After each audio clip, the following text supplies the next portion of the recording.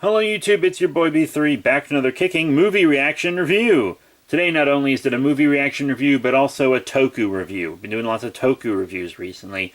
And today's review is over the Ultraman X movie. Yeah, we already reviewed the Ultraman X show, and the movie does continue the story. So in Ultraman X, he stays with Daichi. He doesn't leave. At the end of lots of Ultraman shows, the Ultramen leave their hosts. He didn't leave at the end of the show, and that's so he could continue on into the movie. The way Ultraman works these days is you have the show, you have a movie right after. So you can't really watch the Ultraman movies now without the context of the show. You have to watch the show. Whereas, like, I've seen several Ultraman movies where you didn't really have to watch a show. It was just Ultraman. You just had to have a general idea of the franchise. But in this one, you did need to watch Ultraman X first. You had to watch Ultraman X first to get it. And it does do kind of a recap of Ultraman X. Lots of narration and stuff at the beginning. And since I just finished Ultraman X, I was sitting through it like, I just saw all this. I know everything that happened. I remember all this. So it was kind of like, hurry up, get to the movie. So, Daichi and X don't have to hide that they're bonded anymore. Everyone knows. It's all good. And this scientist, or I think she's an archaeologist, which is a scientist. More like a historian, really. But she contacts Zio, and she's like, hey, there's some weird waves in this temple that was recently discovered. And then there's this, like, pop archaeologist dude who, like, kind of desecrates temples for his TV show. And he removes a stone in this temple that has an Ultraman Tiga statue in it, by the way. And that stone awakens a monster called Zai Gorg. You've probably seen it. Big blue and red monster, spines on its back, big red club on one hand. You've probably seen Zai Gorg somewhere. It does have a DX Ultra Monster series figure, and it also has a Spark doll, so it's pretty popular. It's a big movie monster.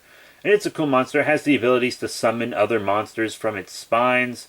It has all kinds of crazy cool powers, and it's like kind of a monster Satan, right? It's kind of a monster Satan, because it's going to turn the whole world into a boiling hell, because this monster once ruled the world until an Ultraman, or some Ultramen, came and put a stop to it. So,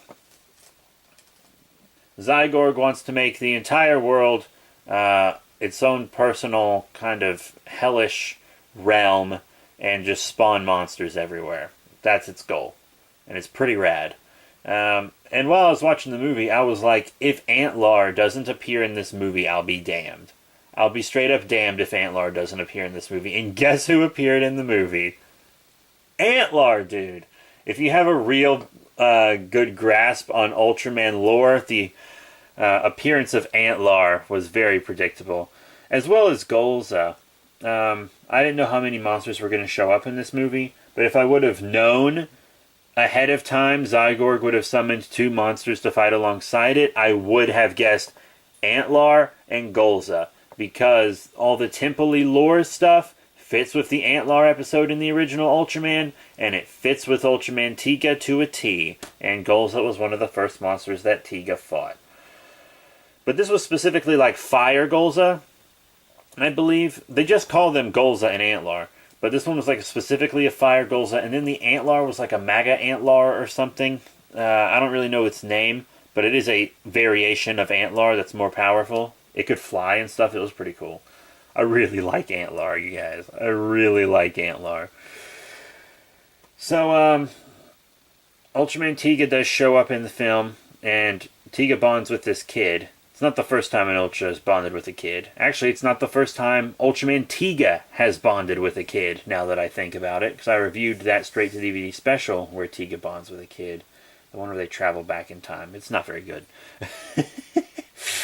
And, the original Ultraman shows up as well, because X is fighting his own movie monster as well as an Ultraman monster and an Ultraman Tiga monster, so they both show up to fight alongside him. And then Zai Gorg summons 5 of the Exceeded Damaga, which is Damaga's second form. I think it's called Damaga Exceeded or something like that. If you can remember the name of every single Ultra monster ever made, you're a genius. Like, holy crap. There are so many Ultra Monsters and so many varying versions of specific ones. Like, wow. I have a hard time remembering it all. So these exceeded Damaga show up, and there are 5 of them. They're all around the world. And so Ultramen that X teamed up with in his show appear. Max, Nexus, Zero, and then, of course, Ginga, right here, and Victory.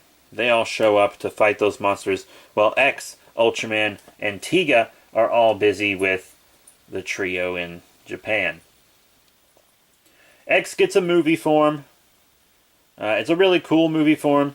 The acting was neat. The effects were better than the show effects. I would say the props and suits and everything were as good as the show. And then the CGI was better than the show. Because the fight with the 3 Ultraman versus the 3 monsters was actually very well done. It was a really cool fight. And I did enjoy this movie. However, I feel like there's this Ultraman movie formula right now. Like, the big bad shows up. Ultraman can't beat them by himself. Legacy Ultramen show up to assist. The current show's Ultraman gets a new form, and then they beat the villain. That's exactly how the Ultraman Ginga S movie went down, and that's exactly how this movie went down. I'm not going to watch the Orb movie till I've watched the show, but I have watched Ultraman G'd, so I can watch that movie whenever I want. I did recently get a copy of it. So, I will be watching the Ultraman G'd movie soon, and if it's also that formula, then I'm pretty much confirmed on that. I haven't watched the Rube movie either, but I haven't finished Ultraman Rube. So I feel like it was a very formula movie. That doesn't mean it wasn't entertaining. It was just kind of predictable, especially if you know the formula and you know the Ultraman lore. Because if you know some Tiga and original Ultraman lore, you could have predicted some stuff in this movie. But I want to say one thing. X leaves at the end. He's like, oh, all this bonding light gave me my form back, so I have to go continue my mission to protect the universe or whatever, and maintain balance and love and blah blah blah, Ultraman idealistic stuff. And then almost immediately after that, he returns to Daichi's device and is like, hey, a monster's headed towards Earth, let's go fight it. So X can return to Daichi's device to bond with him literally anytime he wants, which is very, very convenient because there's no way in hell X is not in the Orb movie. Once again, haven't seen Orb, haven't seen the Orb movie, but I'm like, X has to appear either in the show, movie, or both. Because Ginga, who was before X, was actually a pretty big part of X. He was in the show and the movie. He had an important role when he was around. I mean, he was only in like 1 or 2 episodes, and then the movie, but still. So that's it. Thank you all very much for your support. Please remember to rate, comment, and subscribe. Check out all the cool links in the description below, Facebook, Twitter, etc. I will be reviewing more Ultraman soon and other Tokusatsu stuff. Godzilla, Gamera, Kamen Rider, Super Sentai, Power Rangers, Guyford, Iron King. And I've reviewed lots of obscure stuff like Red Man, God Man, and Green Man, so check that out as well. So that's it. Thank you all once again for your support. I'm working on my own Toku show right now. I know I'm getting sidetracked again. I'm working on my own Toku show called Toku King. You can donate towards that effort via the Indiegogo link in the description below or on Patreon. So that is actually it. I am actually leaving now. Thank you all very much. Peace out.